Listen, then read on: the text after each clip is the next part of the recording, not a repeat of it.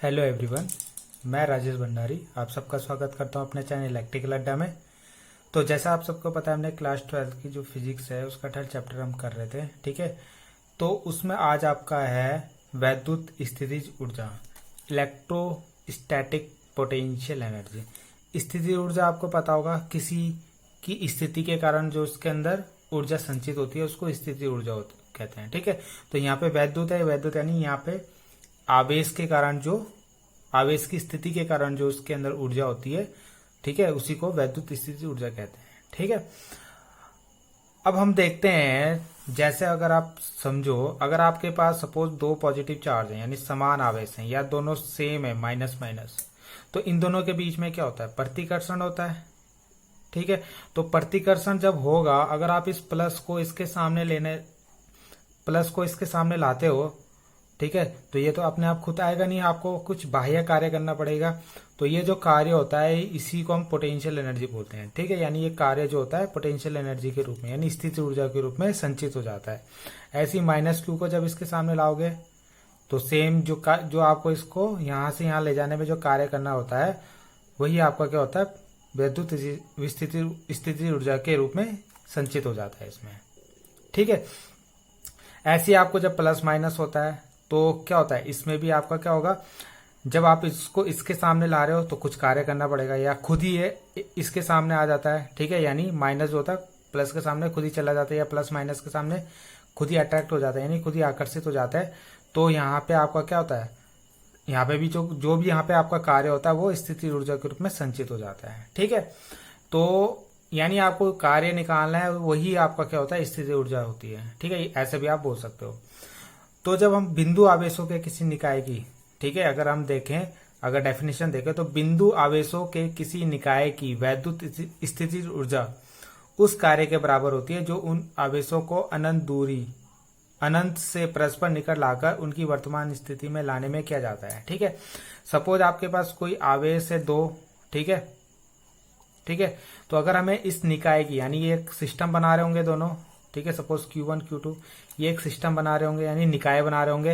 अगर सपोज ये अनंत पे है और अनंत से मेरे को इसको कहीं इसकी स्थिति कहीं पे लाना है, ठीक है, यानी इस अनंत से इस आवेश को किसी जगह पे लेके आना है, तो इसको उठाकर लाने में मुझे जितना कार्य करना पड़ेगा वही हमारा क्या होगा, वैद्युत स्थिति ऊर्जा होगी, ठीक है।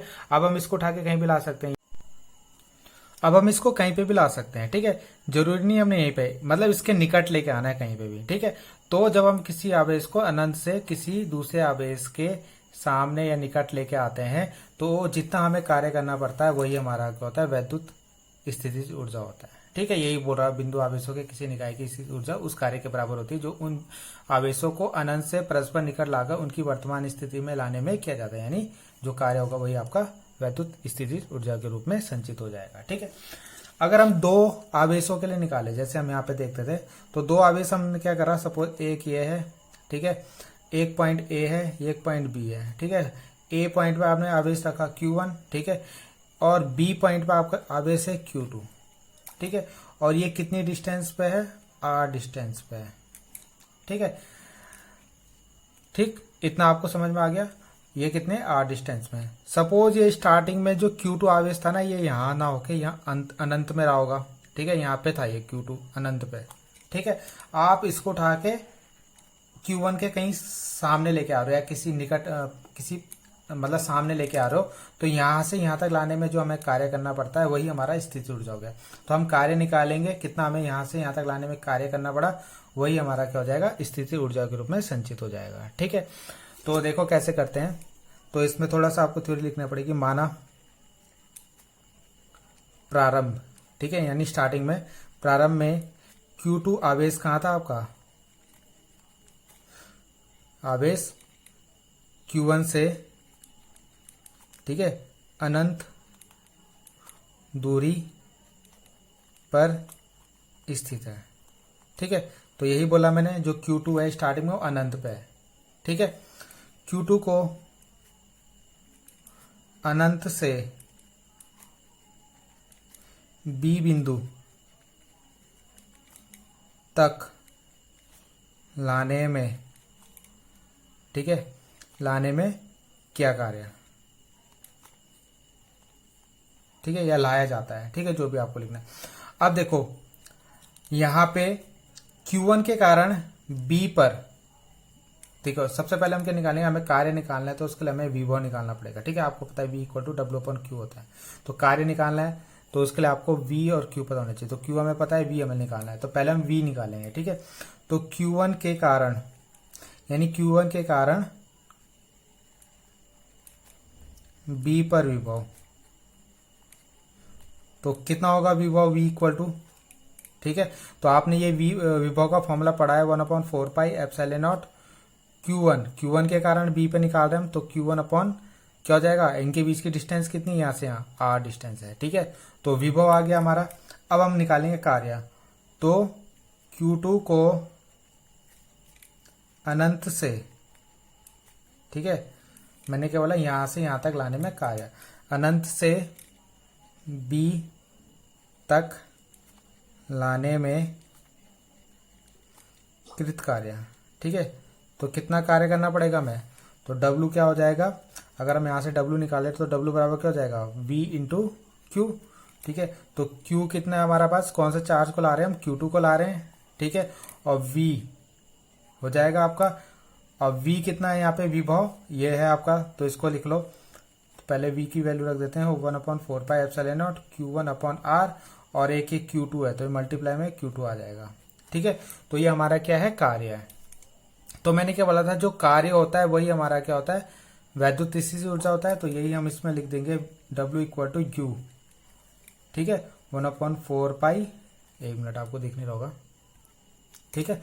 तो W इक्वल टू U लिख लेंगे, तो ये जो हमारा कार्य होगा वही हमारा स्थिति ऊर्जा के रूप में संचित हो जाएगा, ठीक है, यानी वही हमारी स्थिति ऊर्जा होगी।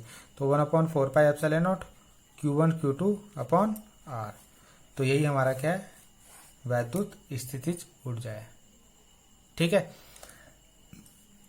तो यही हमें निकालना था, ठीक है, कितनी स्थिति ऊर्जा होगी, तो इतनी होगी आपकी वैद्युत स्थिति ऊर्जा, ठीक है, 2 आवेशों के लिए, ठीक। तो आपके पेपर में अगर आएगा कि 2 आवेशों के लिए निकालना है, तो इस तरीके से आपको इसको निकालना होगा, ठीक है। अब इसमें कुछ कंडीशन है, अगर मान लो Q1 Q2 क्या है, आपके समान है, क्या है, समान, तब क्या होगा, U जो होगा आपका पॉजिटिव होगा, ठीक है। समान का मतलब सेम वैल्यू है, अगर मान लो ये प्लस है, ये प्लस है, ये माइनस माइनस है, ठीक है, अगर ये सेम है तो क्या होगा, प्लस हो जाएगा, ठीक है। और जब आपके ये क्या है, Q1 Q2 क्या है,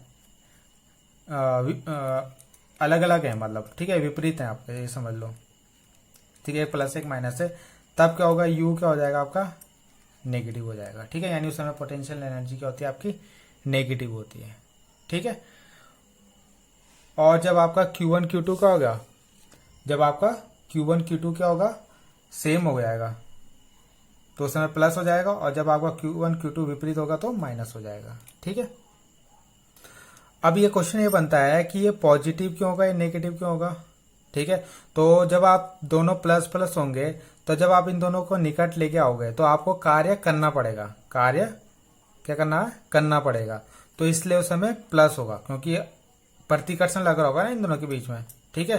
तो प्रतिकर्षण लग रहा होगा तो आपको काम खींच के उसको लेके आना पड़ेगा, तो इसलिए वो पॉजिटिव हो जाएगा, ठीक है। और जब ये प्लस माइनस होंगे तो ये तो अपने आप खुद ही हो जाएंगे, तो निकाय द्वारा ये कार्य खुद ही होगा, यानी ये दोनों एक दूसरे को अपने आप खुद ही आकर्षित करेंगे, तो उस समय जो आपका पोटेंशियल एनर्जी होगा U, वो क्या होगा, नेगेटिव होगा, आपका माइनस होगा, ठीक है। तो इसलिए ये माइनस होता है और ये प्लस होता है, कब, जब समान होंगे तो प्लस, और जब विपरीत होंगे तो माइनस, ठीक है। तो आई होप आपको ये समझ में आया होगा, तो प्लीज कमेंट करके बताइए कि कैसा लग रहा है, ठीक है। Thank you.